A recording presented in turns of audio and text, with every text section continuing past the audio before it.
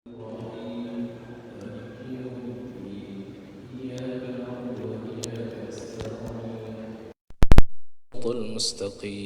صراط الذين أنعمت عليهم غير المغضوب عليهم ولا الضالين. Iman yang dirahmati Allah Subhanahu wa taala, insyaallah kita melanjutkan kajian kitab Kimia Sa'adah bersama guru kita Ustaz Dr. Luqman Hakim LCMA. Fa ilaihi falyatafadhal.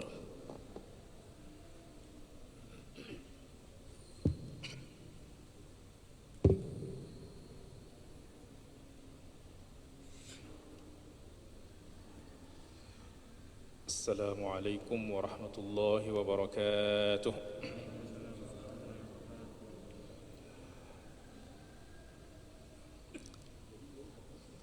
Alhamdulillahilladzi nawwara qulubana binuril iman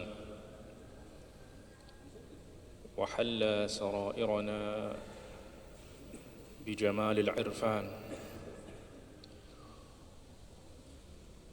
وسخر أجسادنا لطاعة الرحمن وزين ألسنتنا بذكر الرحمن. أشهد أن لا إله إلا الله وحده لا شريك له له الملك يوم لا يخفى عليه خافية يوم لا ينفع مال ولا بنون إلا من أتى الله بقلب سليم. وأشهد أن سيدنا محمدا عبده ورسوله وصفيه من خلقه وحبيبه أرسله الله إلى الناس كافة وللعالمين رحمة. فاللهم صل وسلم على حبيبك ونبيك ورحمتك المهداة ونعمتك المسداة سيدنا محمد بن عبد الله وعلى آله وصحبه ومن والاه. ربي اشرح لي صدري ويسر لي أمري واحلل عقدة من لساني يفقه قولي. سبحانك لا علم لنا إلا ما علمتنا إنك أنت العليم الحكيم. أما بعد فيا إخوة الإيمان جماعة salat subuh yang dirahmati Allah Subhanahu wa taala. Kita lanjutkan kembali kajian kita kitab Kimia As-Sa'adah, rumus-rumus kebahagiaan,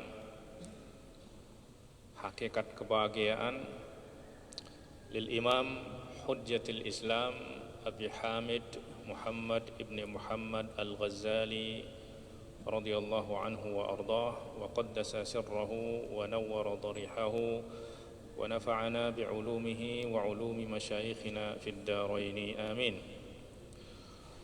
قال رحمه الله تعالى فصل تمام السعادة مبني على ثلاثة أشياء قوة الغضب وقوة الشهوة وقوة العلم فيحتاج أن يكون أمرها متوسطا لئلا تزيد قوة الشهوة فتخرجه إلى الرخص فيهلك أو تزيد قوة الغضب فتخرجه إلى الجموح فيهلك. Beliau mengatakan kesempurnaan kebahagiaan atau kebahagiaan yang sempurna yang sebenarnya itu dibangun di atas atau berdiri di atas 5 perkara.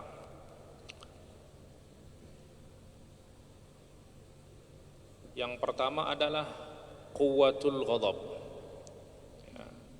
kekuatan amarah. Yang kedua quwwatus syahwah, kekuatan syahwat. Wa quwwatul ilmi, yang ketiga adalah kekuatan ilmu atau akal. Nah, jadi pondasi ataupun tiang-tiang, pilar-pilar kebahagiaan itu ada 3 ini. Artinya tanpa terwujudnya ketiga ini di dalam diri seseorang, maka dia tidak akan pernah menggapai kebahagiaan yang sebenarnya. Karena pada prinsipnya dan pada intinya bahwa semua orang ya, di dunia ini pasti menginginkan yang namanya berbahagia. Ya, tidak ada orang yang sengaja mencari kesengsaraan, kesedihan, penderitaan, dan lain sebagainya. Tetapi sayangnya tidak semua orang mengetahui hakikat kebahagiaan itu sebenarnya apa sih. Ya. Sehingga mereka banyak tertipu oleh kebahagiaan-kebahagiaan yang semu, yang sesaat, ya, yang berakhir.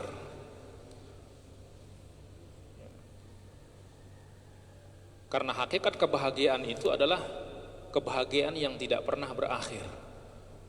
Ya. Karena kalau ada kebahagiaan yang berakhir, lah itu bukan kebahagiaan. Karena orang kalau kebahagiaannya berakhir artinya apa? Menderita. Berarti kebahagiaan itu nggak ada lagi. Ya. Kesenangan yang sementara itu artinya apa? Yaitu kesenangan yang berakhir juga. Kalau kesenangan itu berakhir, berakhirnya kemana? Ya berakhirnya adalah penderitaan. Nah maka kita harus betul-betul mengetahui hakikat kebahagiaan. Hakikat kebahagiaan itu adalah kebahagiaan yang tidak pernah berakhir, ya, baik itu di dunia ataupun di akhirat.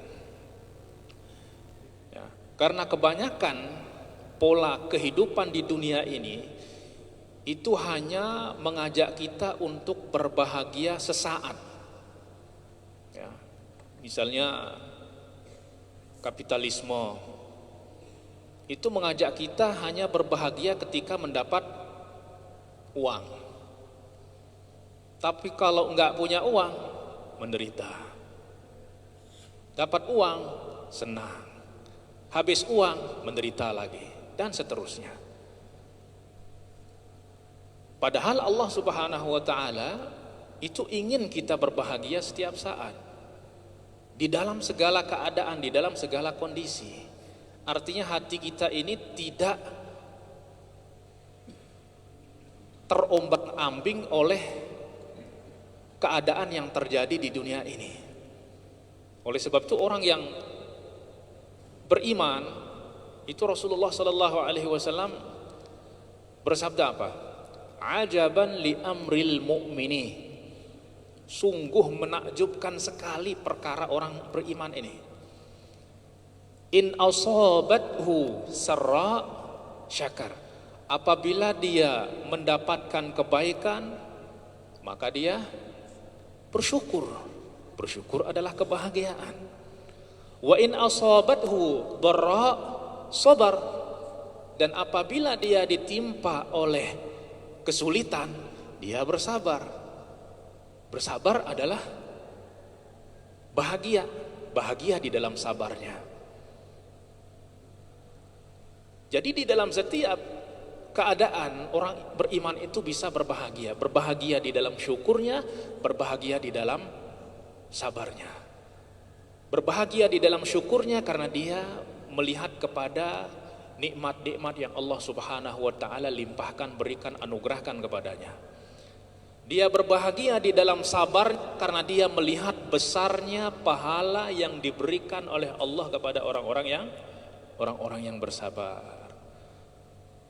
Innama yuwaffas sabiruna ajrahum bighairi hisab. Sesungguhnya orang-orang yang bersabar itu akan diberikan pahalanya, balasannya tak terhingga, tidak terhitung, tidak terbilang, bighairi hisab. Nah, maka bagaimana kita kira-kira diketahuan apa enggak? Ya, maka semua penonton itu akan heran, lah ini kok orang berlari ke depan, dia berlari ke belakang. Ya, artinya apa? Seharusnya kita mencari kebahagiaan itu di jalan ini, justru kita berlari mencarinya ke belakang.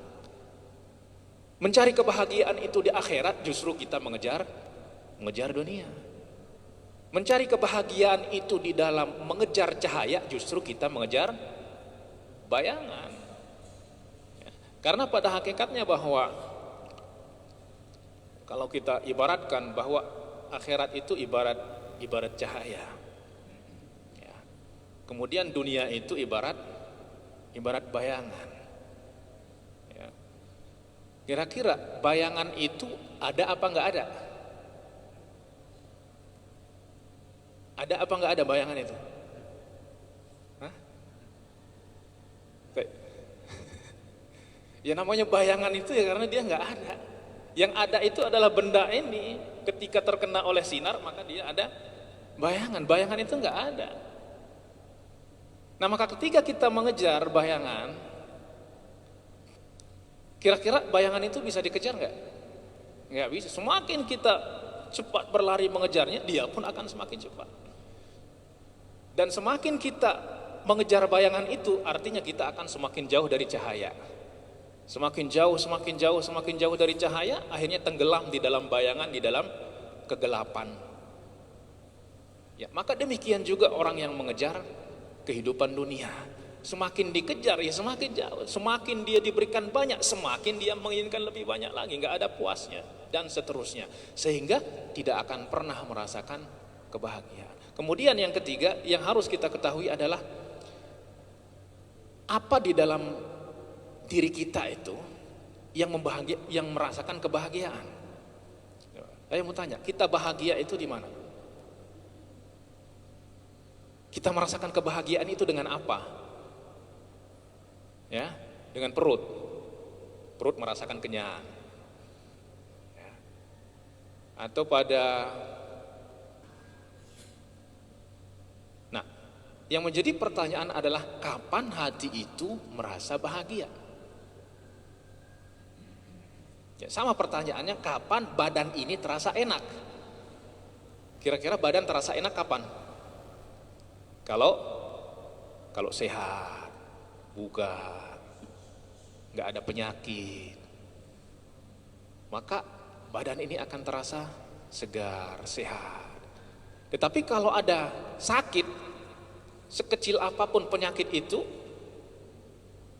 badan itu akan terasa nggak enak. Ya. Maka demikian juga hati. Selama di dalam hati tersebut ada penyakit-penyakit, maka selamanya tidak akan pernah merasakan kebahagiaan. Penyakit-penyakit hati itu apa? Kebencian misalnya. Orang yang benci kira-kira bahagia enggak? Sengsara. Orang yang iri bahagia enggak? Sengsara. Orang yang serakah bahagia enggak? Sengsara, menderita. Orang yang pemarah bahagia enggak? Jadi semua sifat-sifat itu, itulah yang sebenarnya merusak kebahagiaan yang seharusnya dirasakan oleh hati. Jadi intinya adalah kebahagiaan itu adalah memiliki sifat-sifat mulia. Orang pemurah bahagia enggak? Ketika dia memberi, merasa bahagia. Bahkan dia lebih bahagia memberi daripada menerima. Ya. Orang pemaaf bahagia, orang santun bahagia, orang lembut bahagia. Jadi intinya adalah semua sifat-sifat mulia itu adalah membahagiakan hati.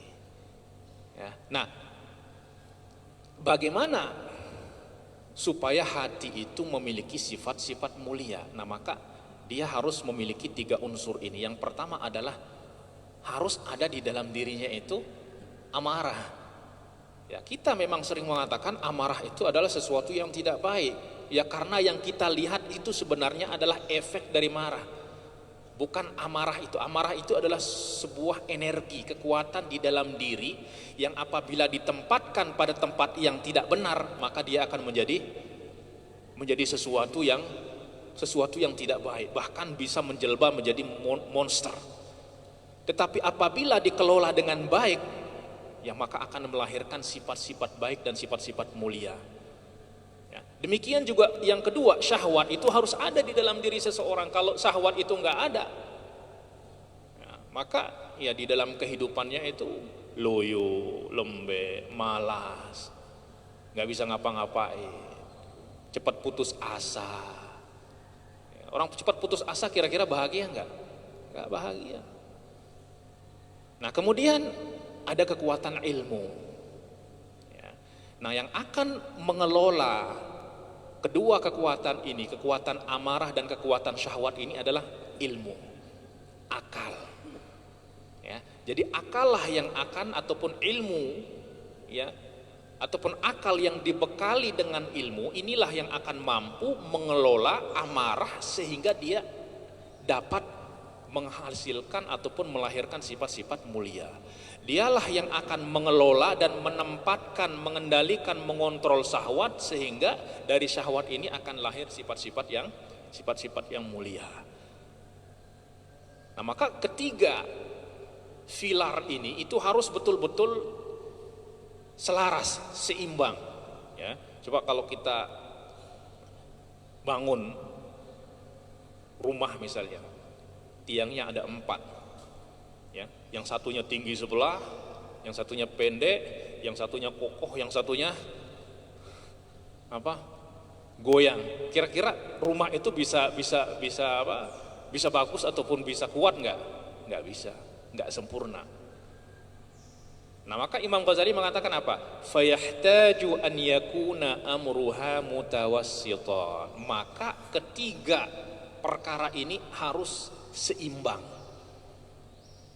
ya, sehingga akan melahirkan keseimbangan di dalam diri kita.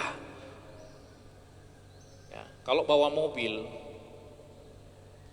roda depannya yang sebelah kanan kencang, sebelah kiri kempes, ya, di belakang kanan goyang, di belakang kiri menari. Kira-kira bawa mobil itu nyaman nggak? Nggak nyaman. Tapi kalau keempat rodanya itu ya seimbang, ya maka nyaman. Ditambah lagi jalannya benar, jalannya mulus, ya maka Masya Allah, bahkan bisa mengantuk kita. Nah maka beliau mengatakan fayahtaju an yakuna amruha mutawassitan. Maka harus ketiga perkara ini harus betul-betul seimbang, selaras, ya, sedang-sedang, artinya tidak terlalu dan tidak terlalu keras, tidak terlalu lembek. Ya, oleh sebab itu kalau kita lihat roda kendaraan itu kan tekanan udaranya itu harus ada ukurannya, ya nggak boleh terlalu keras, nggak boleh terlalu lembek juga. Ya. Kenapa? Li'alla tazida quwwatus syahwati. Ya. Jangan sampai kekuatan syahwat ini melebihi batasnya, ya, sehingga keluar dari batas yang sewajarnya. Kenapa? Karena ini akan menyebabkan seseorang ini fatukhrijuhu ila rakhsi, ya, sehingga orang itu akan dikeluarkan dari jalan yang sebenarnya menuju rakhs. Artinya apa? Mencari kemudahan-kemudahan, menyepelekan, ya, melalaikan, fayahlik, ya, sehingga dia akan binasa. Ya. Nah, kenapa demikian? Ya, kenapa syahwat ini harus betul-betul dikendalikan, dikontrol? Ya, karena pertama bahwa nafsu dan syahwat ini itu dia hanya mau senang sendiri saja. Dia nggak tahu urusan kita itu mau sengsara di belakang, di kemudian hari atau bahagia, itu bukan urusannya. Yang penting dia bahagia saat itu, udah selesai urusan. Dan kita yang harus mengikuti dia. Oh, bayangkan kalau kita punya teman dekat, akhirnya dia bilang, ayo boleh antar saya ke restoran nggak? Di sana ada makanan lezat. Nah, akhirnya kita ikut. Sampai di situ dia pesan makanan yang lezat hanya untuk dirinya sendiri saja. Ya, kita duduk di depannya, dia pesan makanan-makanan lezat, akhirnya dia makan sendiri, kita dibiarkan menonton. Setelah itu kenyang, ayo kita pulang. Kira-kira kita yang diperlakukan seperti itu rasanya seperti apa? Hah, enak nggak? Seharusnya kita gondok. Nah, kita nafsu pun demikian. Dia selalu mengatakan, ayo kita ke sana. Sudah dapatkan kehendaknya, kita yang harus sengsara. Kayak tadi, dia udah pesan segala-galanya, udah makan sendirian, setelah itu ditinggalkan, kita yang harus bayar. Ya kan begitu, nafsu itu berbuat seperti itu. Dia yang senang di sini, nanti kita yang sengsara di akhirat nanti. Nah, sayangnya kita nurut saja. Dan sudah berkali-kali nafsu berbuat demikian, tetap saja pertama kapok, tapi nanti lagi, terusnya. Sehingga kita akan selalu berada di dalam kesengsaraan. Kenapa? Karena seharusnya bukan kita yang mengikut kepada nafsu, tetapi nafsu itu yang harus mengikut kepada kita. Seharusnya nafsu ini yang menjadi kendaraan kita, jangan kita yang dikendarain oleh nafsu. Nah, maka nafsu itu harus betul-betul dikendalikan. Kenapa? Karena nafsu kalau dibiarkan, dia akan semakin menjadi-jadi. Nggak pernah ada puasnya. Ya. Misal, ya, nafsu itu kerjanya seperti apa? Ya.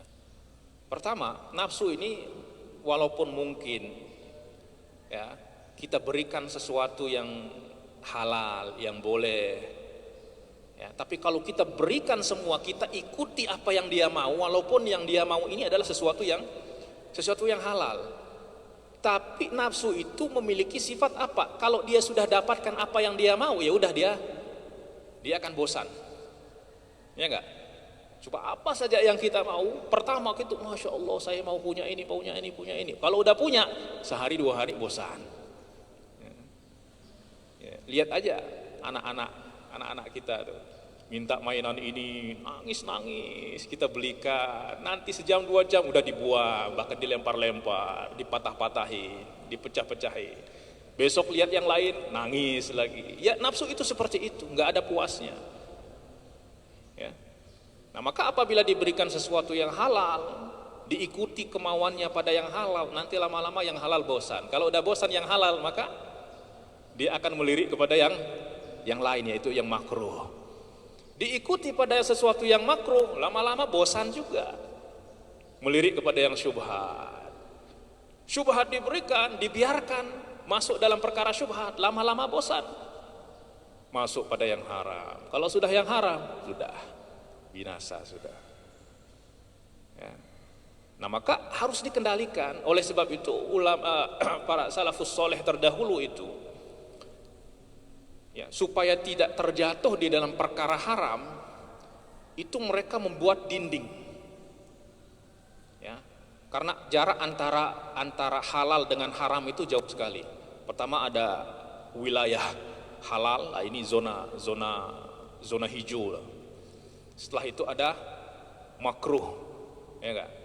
Makruh ini berdampingan dengan yang halal, karena makruh ini masih boleh tapi lebih baik ditinggalkan.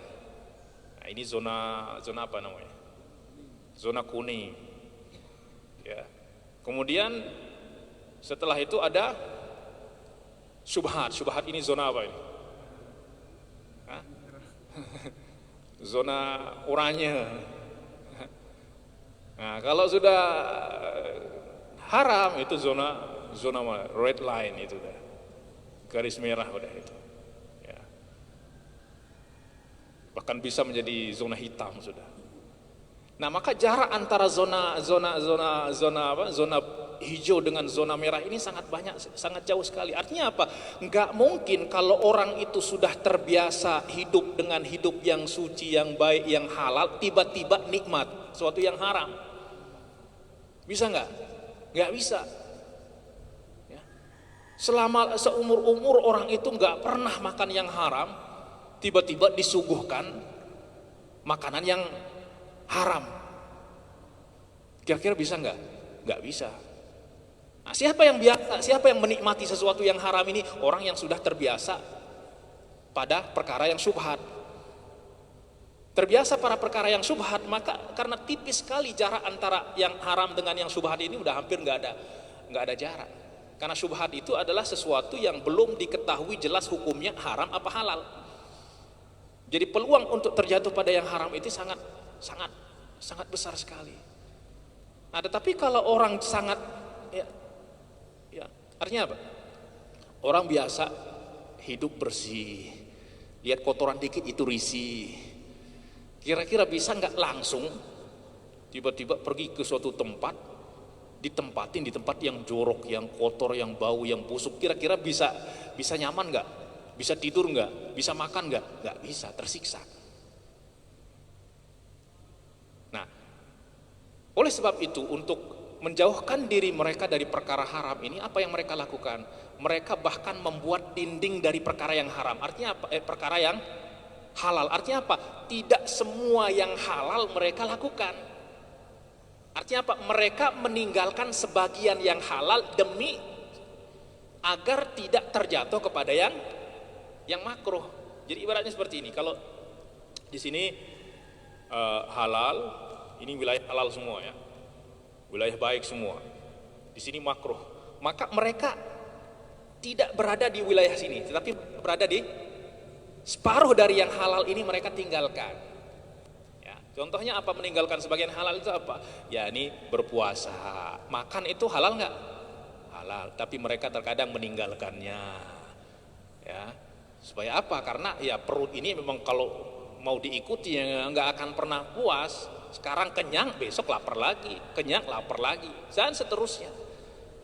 Ya, minum halal, tapi ketika puasa kita tinggalkan. Nah, sehingga apa? Sehingga kita terbiasa mengendalikan nafsu. Kalau nafsu sudah bisa dikendalikan pada sesuatu yang sangat dibutuhkan, dan sesuatu yang dibutuhkan itu adalah sesuatu yang halal, maka logikanya dia akan lebih mampu lagi mengendalikan diri pada sesuatu yang tidak dibutuhkan. Kalau yang dibutuhkan saja dia yang merupakan kebutuhan primer itu dia bisa mengendalikan diri, apalagi sesuatu yang tidak dia butuhkan, yaitu perkara yang makruh, syubhat, apalagi yang haram. Ya. Nah, maka begitu cara mereka mengendalikan nafsu ini agar tidak membawa mereka kepada kebinasaan. Karena nafsu ini sekali lagi udah disifati oleh Allah Subhanahu wa taala dengan apa? Innan nafsa la ammaratun bis-su'i. Ammarah itu kalau di dalam kita belajar ilmu sharaf itu sighah mubalaghah namanya. Ya. Artinya bukan hanya mengajak tetapi memaksa. Ya. Memaksa kita untuk selalu berbuat maksiat, berbuat keburukan. Nah, maka syahwat ini harus betul-betul dikendalikan, ya, supaya stabil. Ya, maka syahwat tidak boleh melampaui batasnya. Ya, dengan cara apa? Ya, dengan cara kita harus mengendalikannya, ya, mengontrolnya, mengekangnya, menjinakkannya. Au tazidu quwwatul ghadabi fatukhrijahu ilal jumuhi fayahlik. Demikian juga amarah. Ya, amarah ini juga harus ada di dalam diri kita, sama seperti nafsu. Ya, karena kalau nafsu nggak ada, coba bayangkan nggak ada nafsu di dalam diri kita ini. Kira-kira hidup kita itu bisa berjalan nggak? Nggak bisa. Kita bisa hidup ini karena ada nafsu. Ya. Kita bisa terlahir itu juga karena ada nafsu. Coba bayangkan kalau nggak ada nafsu sama sekali, ya kita nggak akan ada di dunia ini. Karena seseorang tidak mungkin berbuat sesuatu yang dia benci kecuali dalam keadaan terpaksa. Artinya kalau nggak ada nafsu, artinya apa? Kita melakukan sesuatu karena terpaksa. Makan, kalau nggak ada nafsu, ya nggak bisa. Ya, kapan kita makan tanpa nafsu? Ya kalau kita terpaksa. Ya, jadi tanpa nafsu itu kita akan melakukan sesuatu dengan terpaksa. Nah, tetapi nafsu ini harus dikendalikan, harus ada di dalam diri kita. Nggak bisa nggak ada. Ya kalau nggak ada ya pincang. Ya kestabilan hidup tidak akan kita dapatkan. Demikian juga amarah. Amarah itu harus ada. Ya. Tetapi dia tidak boleh melampaui batasnya. Kenapa? Kalau sampai melampaui batas, ini akan membawa diri seseorang itu menjadi sifat liar. Ya, kayak kuda liar. Ya, kalau kuda liar itu kita kira bisa nggak kita manfaatkan? Nggak bisa. Ya, kita naiki ya kita yang terpelanting, kita yang terjatuh, kita yang patah. Fatukhrijuhu ilal jumuh. Fa'idha tawassatot, tetapi apabila keduanya, apabila amarah ini stabil, ya, dan nafsu juga stabil, bi isyarati quwwatil ilmi, dan tentu itu di bawah arahan daripada kekuatan akal yang dibenahi, yang dibekali oleh ilmu. Maka apa yang akan terjadi? Dalla ala tariqil hidayah. Maka kedua-duanya ini akan menjadi ya media bagi kita untuk bisa mencari jalan kebenaran. Maka dia akan menunjukkan kepada kita tariqul hidayah. Ya, jalan petunjuk yang diridhai oleh Allah Subhanahu wa taala, artinya akan menunjukkan kita kepada jalan kebahagiaan yang sebenarnya. Ya.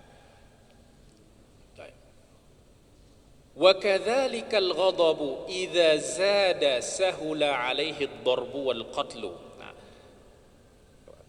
kemudian Imam Ghazali menjelaskan apa yang terjadi apabila amarah ini melampaui batasnya, ya, atau di luar dari kendali seseorang.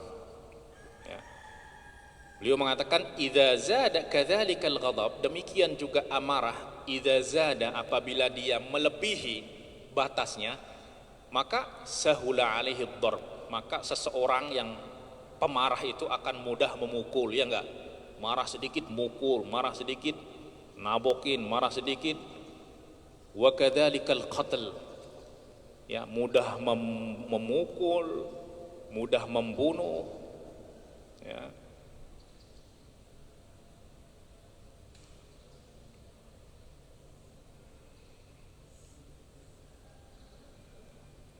Sehingga dia memukul ya dengan alasan yang benar atau alasan nggak benar, membunuh juga dengan alasan tanpa alasan, sedikit-dikit.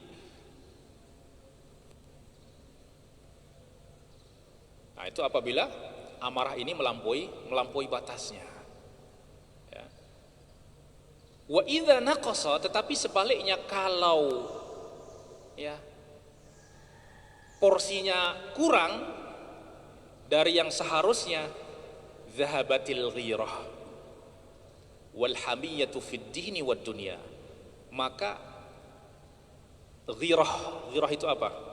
Al ghairah, ya, gairah kita kan.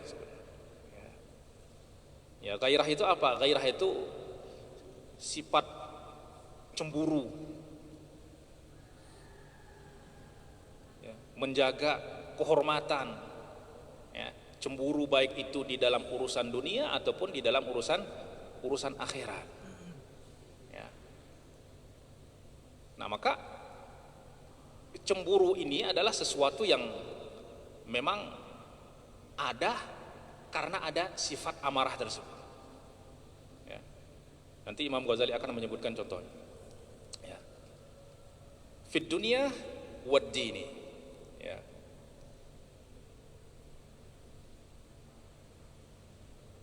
Dan tentu kedua-duanya ini adalah sesuatu yang tercela, ya. Ketidakadaan cemburu ya, di dalam agama ataupun di dalam dunia, urusan dunia, ini adalah sesuatu yang tidak baik, ya.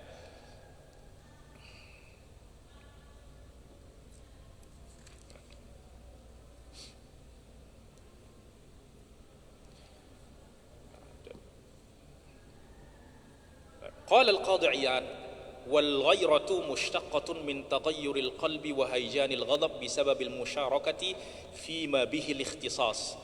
Jadi Imam Al-Qadhi Iyad menjelaskan ghairah itu apa sih sebenarnya? Ghairah itu diambil dari kata, ya, dari taghayyural qalbu, perubahan hati, wa hayjanul ghadab, dan hayjan itu menggeloranya amarah.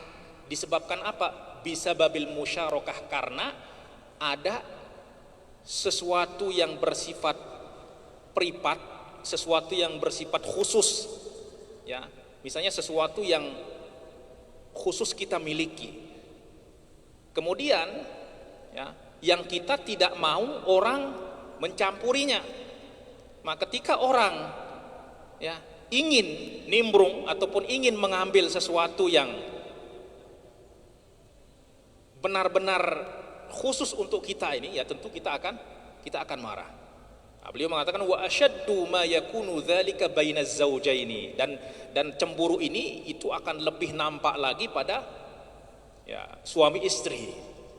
Ya, kira-kira kalau suami melihat istrinya digoda, kira-kira cemburu apa dibiarin aja? Hah? Pasti. Jadi kalau orang punya rasa cemburu, ya dibiarin. Ya, atau istrinya dilirik orang, digoda orang, kira-kira rasanya apa? Ya, kalau orang punya rasa cemburu, dia akan marah. Dan itu adalah sesuatu yang baik. Ya, karena kalau nggak ada rasa cemburu itu, coba digodain sama orang, dilirik, biarin aja. Lah, apa bedanya sama ayam kalau begitu, Mak? Ya, nggak ada bedanya. Nah, maka harus ada ghairah. Demikian juga di dalam agama kita dihina oleh orang, biarin aja, agama ini milik Allah, ntar Allah yang tolong sendiri, Allah nggak perlu kepada pertolongan. Banyak orang yang mengatakan seperti itu. Ngapain kita bela-bela agama, katanya agama ini milik Allah, kalau memang milik Allah, ya Allah yang akan bela nanti lah. Nah, berarti ini udah nggak ada rasa kecemburuan di dalam agama.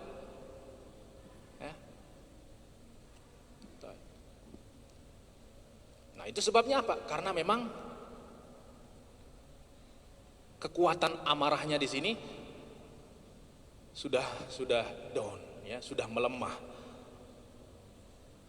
Nah, sehingga orang yang tidak memiliki sifat cemburu ini, itu akan menyebabkan kekurangan baik itu di dalam agamanya ataupun di dalam dunianya. Di dalam urusan agama, di dalam pasal keimanan, ataupun di dalam urusan dunia, ya. Terlebih lagi di dalam urusan agama, sehingga dia ini akan disifati sebagai orang yang dayus, ya. Dan dayus ini adalah apa? Ya, orang yang memang nggak cemburu, dia nggak peduli siapa yang masuk ke rumahnya, siapa yang ngobrol dengan istrinya, siapa yang mendekat dan lain sebagainya, nggak peduli. Ya, siapa yang menikmati aurat istrinya dan lain sebagainya, dia nggak peduli. Ya, seharusnya ini kan sesuatu yang memang privat, yang harus kita miliki saja. Nggak, kalau orang cemburu itu nggak mau ada orang lain yang, ya, memiliki ataupun menikmati apa yang harus menjadi miliknya. Nah, sehingga Rasulullah SAW mengatakan apa? Al-ghairatu minal iman. Al-ghairah itu, cemburuan itu bagian daripada keimanan, ya. Wal midha'u minan nifaqi, ya. Dan sebaliknya, ketidak ada cemburuan itu adalah merupakan bagian dari kemunafikan, ya.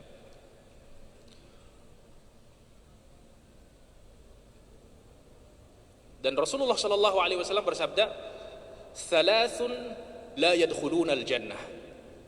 Ada 3 orang yang tidak akan masuk surga. Wala yanzurullahu ilaihim yaumal qiyamah, bahkan tidak akan dilihat oleh Allah pada hari kiamat. Ya. dicuekin oleh Allah, nggak mau dipandang dengan pandangan rahmatnya. Yaitu apa? Yang pertama adalah al-aqu biwalidayhi, orang yang durhaka kepada kedua orang tuanya, wal mar'atul mutarajjilah, dan perempuan yang mutarajjilah, yang seperti laki-laki, artinya membuat dirinya itu seperti laki-laki. Ya. Wad dayyuth, dan yang dayyus. Nah, siapa dia ini? Alladzi la yubali, yaitu orang yang enggak peduli, artinya tidak memiliki kecemburuan terhadap keluarganya. Ya, tidak memiliki kecemburuan terhadap keluarganya. Ya. Nah, maka semuanya ini kapan terjadi? Apabila ya amarahnya ini tidak stabil, artinya kurang dari porsi yang dituntut. Ya. Tetapi apa? Wa idza tawassata, tetapi apabila amarah ini ya berada di posisi yang tengah, tidak berlebihan dan tidak juga kurang, ya, maka ini akan melahirkan sifat sabar. Ya, karena sabar itu bukan berarti orang nggak ada marah, tetapi yang sabar itu adalah orang yang bisa menahan amarahnya.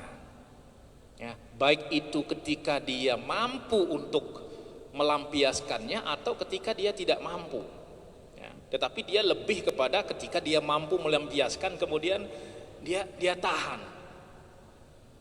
Ya. Kemudian juga akan melahirkan sifat syaja'ah, sifat keberanian. Ya. Jadi keberanian ini adalah amarah yang terkendalikan.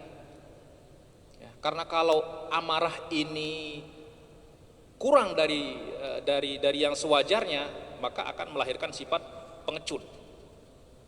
Ya. Orang yang berani itu adalah orang yang memiliki amarah yang menggelora, tetapi dia bisa mengendalikannya. Ya. Sehingga orang ini juga disifati sebagai orang yang bijak. Ya. Jadi amarah ini apabila dia stabil, maka akan melahirkan sifat-sifat mulia, di antaranya adalah sabar. Kemudian melahirkan sifat syaja'ah, keberanian. Ya. Tapi kalau amarah ini melebihi batasnya, justru akan melahirkan sifat bukan pemberani tapi tahawur. Tahawur itu artinya apa? Karena keberanian ini adalah melakukan sesuatu yang berbahaya dengan penuh pertimbangan, ya, dengan penuh pertimbangan dan penuh perhitungan. Tapi kalau orang pemberani tanpa perhitungan, itu namanya apa? Hah? Nekat, ngawur.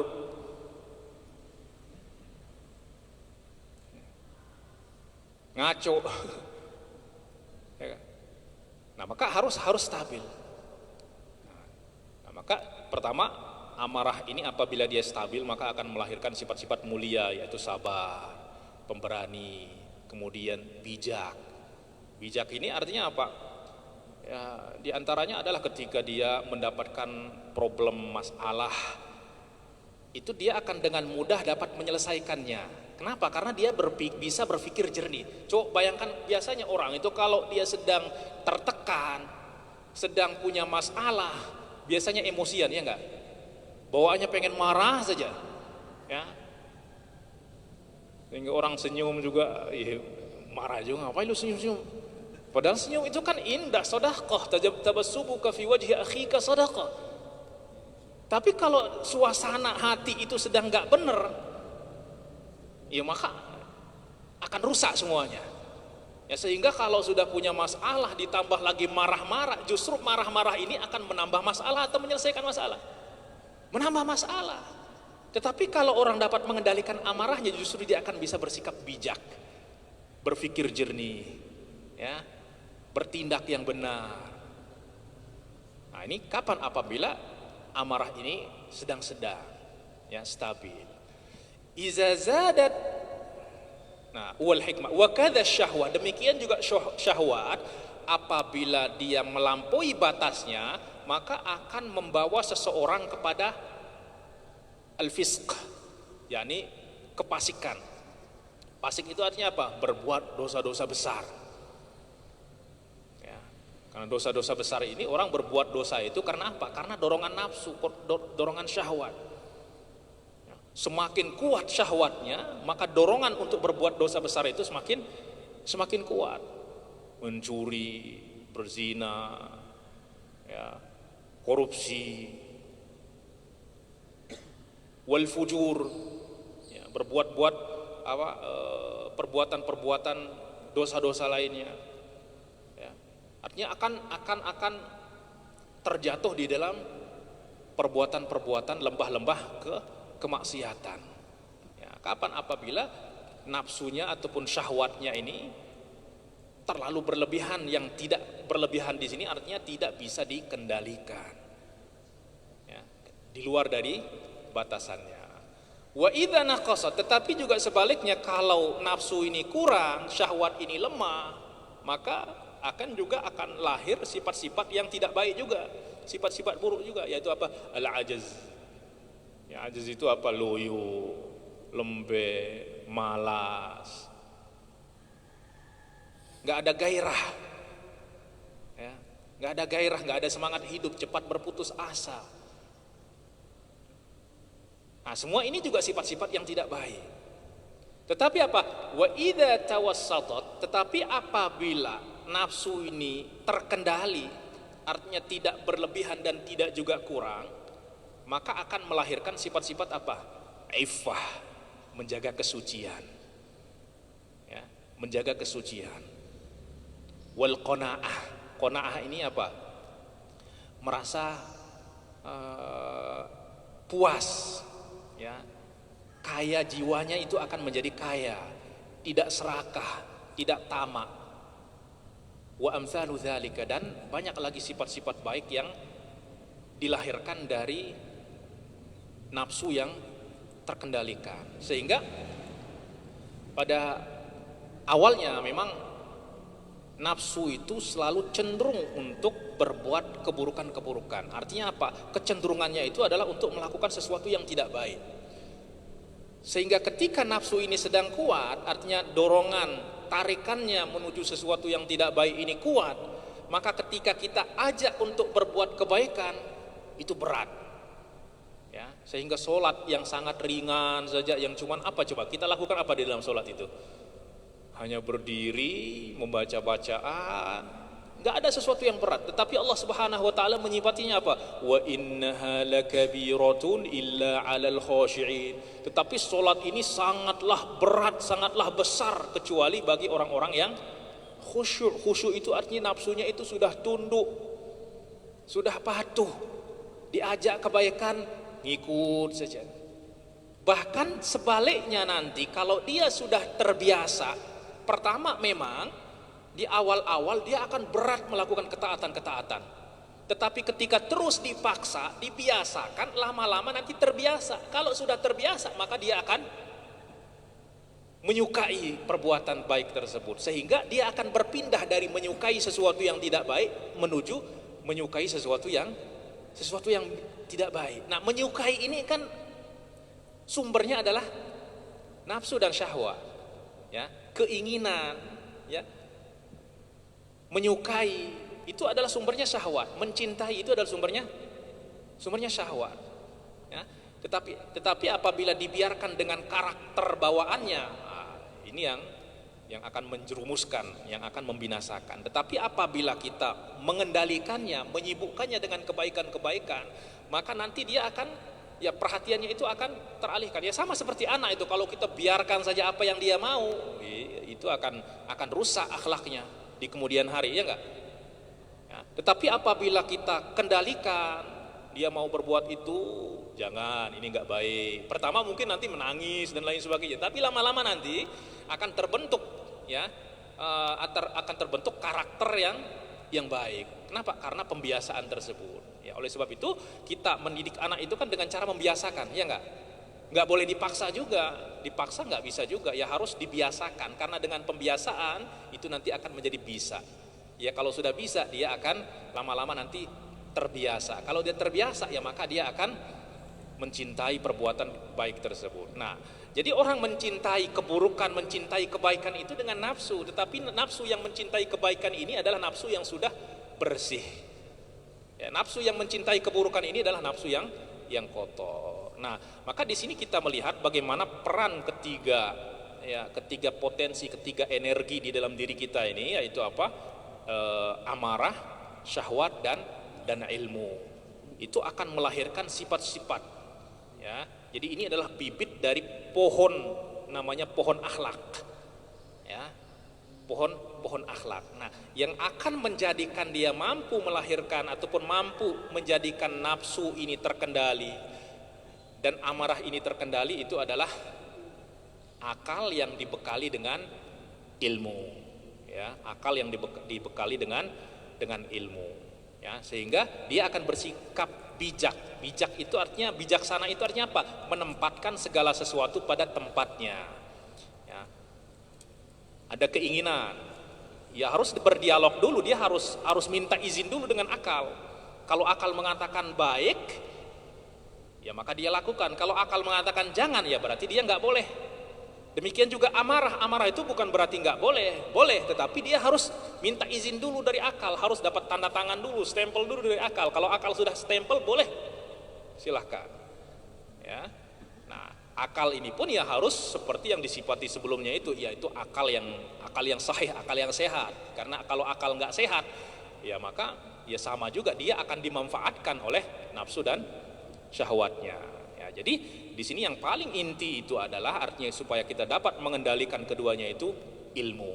Ya, akal kita semua diberikan oleh Allah Subhanahu wa taala, akal tanpa ada usaha dari kita untuk memilikinya.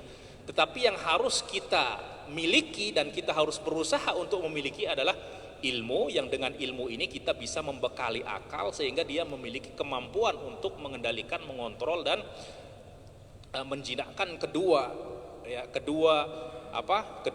kekuatan yang liar ini, yaitu kekuatan amarah dan kekuatan nafsu syahwat. Ya. Nah, apabila sudah nafsu dan syahwat ini terkendali, maka tadi akan lahir sifat-sifat mulia. Nah, sifat-sifat mulia ini adalah ya inti daripada kebahagiaan. Ya, orang memiliki sifat mulia, maka dia adalah orang yang paling berbahagia. Qanaah. Ya, qanaah itu artinya apa? Enggak rakus. Maka dia akan berbahagia apapun yang dia dapatkan. Ya, alhamdulillah, itu adalah pemberian dari Allah. Ya, maka dia akan berbahagia. Ya, kemudian bijaksana, sabar, pemurah dan lain sebagainya. Ini adalah sifat-sifat yang akan menjadikan kita berbahagia. Nah, maka ya intinya adalah harus ada ilmu, ya, yang bisa menjadi senjata bagi akal di dalam menaklukkan kedua kekuatan yang liar ini, yaitu nafsu dan syahwat. Ya. Nah, maka ya, perlu mujahadah, ya, dan mujahadah inilah yang akan mengantarkan kita ya di dalam mencapai kebahagiaan tersebut. Baiklah, hadirin yang dimuliakan Allah Subhanahu wa taala, itulah tiga elemen, tiga unsur atau tiga pilar dari bangunan kebahagiaan ini, ya, yang harus betul-betul kita kokohkan semuanya agar bangunan kebahagiaan itu dapat dicapai dan dapat diraih dan bisa dibangun dengan sempurna. Wa akhirul kalam, nas'alullah subhanahu wa ta'ala an yaj'alana minal ladhina yastami'una al-qawla wa yattabi'una ahsanah. Aqulu qawli hadha wa astaghfirullah li wa lakum. Kurang dan lebihnya mohon maaf. Wabillahi taufiq wal hidayah. Wassalamualaikum warahmatullahi wabarakatuh.